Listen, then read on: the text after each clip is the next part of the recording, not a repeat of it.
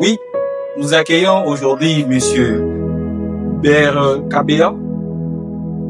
Nous aurons un petit débat avec lui. Un débat là que nous vivons chaque jour. En ce moment, de se présenter, c'est quoi sa mission. On va d'abord commencer par sa mission et après, on va en discuter dans un débat que le sujet qui a été donné par lui-même comme intervenant dans cette émission. Bonjour monsieur. Bonjour chers confrères, bonjour à tous les téléspectateurs, médias libres. Je tiens tout d'abord à exprimer mes gratitudes envers vous pour cette invitation d'honneur. Une fois de plus, je tiens à saluer la qualité de l'émission parce que c'est une émission qui donne une leçon morale à la jeunesse congolaise. Et je salue une fois de plus les téléspectateurs qui nous suivent pour le moment. En fait, comme vous l'avez remarqué, je suis un jeune nationaliste. Mon nom c'est Hubert Kabea.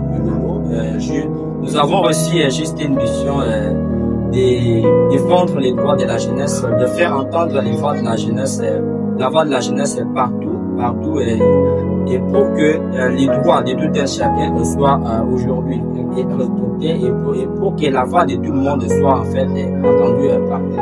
C'est ça au moins notre mission. Et je souhaite un peu un débat purement scientifique, c'est bon.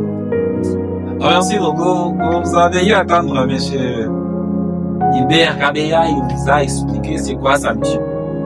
Sans plus tarder, on va d'abord dire le pourquoi nous sommes sur ce plateau. Et pourquoi on a eu à lancer des messages sur les médias que non, nous aurons un débat. Le débat s'intitule La jeunesse est une force pour bâtir, pas un outil à manipuler. Dans cette thématique, l'intervenant ou soit les jeunes nationalistes, Hubert Kabea, doit d'abord nous expliquer sur certaines questions que nous allons lui poser dans cette émission. Par là, je vais commencer par la première question. Monsieur Hubert, qu'est-ce qui signifie pour vous l'expression la jeunesse est une force de bâtir? Bon, tant mieux dur parler de la force de construction, c'est parce que bâtir là, c'est construire à nouveau, ça signifie un peu la même chose. Il est d'abord évident de connaître que la force d'abord c'est quoi? La force c'est d'abord une puissance, la force c'est la capacité.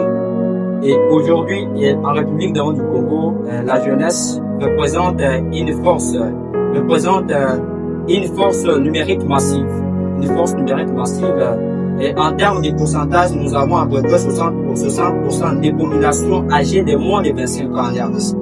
C'est-à-dire qu'aujourd'hui, en République du Congo, et non seulement ce que nous sommes en train de faire, et non seulement ce que nous sommes en train de faire, nous avons une jeunesse qui représente une majorité écrasante dans la population congolaise. C'est-à-dire que non, aujourd'hui, les jeunes sont considérés comme des acteurs principaux du changement. Ils sont considérés comme des acteurs principaux de la progression. Et non seulement comme acteurs principaux de la progression, ils sont encore considérés comme étant les moteurs de la progression dans les affaires de l'État. Et il y a certaines personnes considèrent les jeunes comme l'avenir de la nation. Bien sûr que oui, ils sont considérés comme l'avenir de la nation, oui, mais réellement, la jeunesse est considérée comme un acteur du changement, comme un principal acteur du changement. C'est ça au moins ce que vous pouvez d'abord retenir par là. Et s'il y a d'autres questions, vous pouvez. Oui, merci beaucoup monsieur, parce que vous avez à nous expliquer les termes ou soit l'expression la jeunesse est une force de construire ou soit de bâtir. Et nos téléspectateurs ont eu à comprendre c'est quoi la jeunesse est une force de construire. Bon, la jeunesse, la force de construire. Je l'ai dit ici. La jeunesse, acteur principal du développement, acteur principal du changement. Donc, le jeune soit la jeunesse la jeunesse est aujourd'hui considérée comme une force numérique.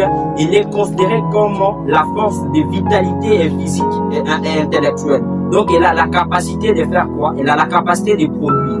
Il a la capacité de transformer, c'est-à-dire il a la capacité de faire tout. Maintenant, pour participer à la production, pour participer à la transformation, c'est parce que je l'ai dit souvent, il faut d'abord procéder par ce qu'on appelle l'encadrement des qualités. C'est parce qu'aujourd'hui, la jeunesse est considérée aujourd'hui comme une force productive.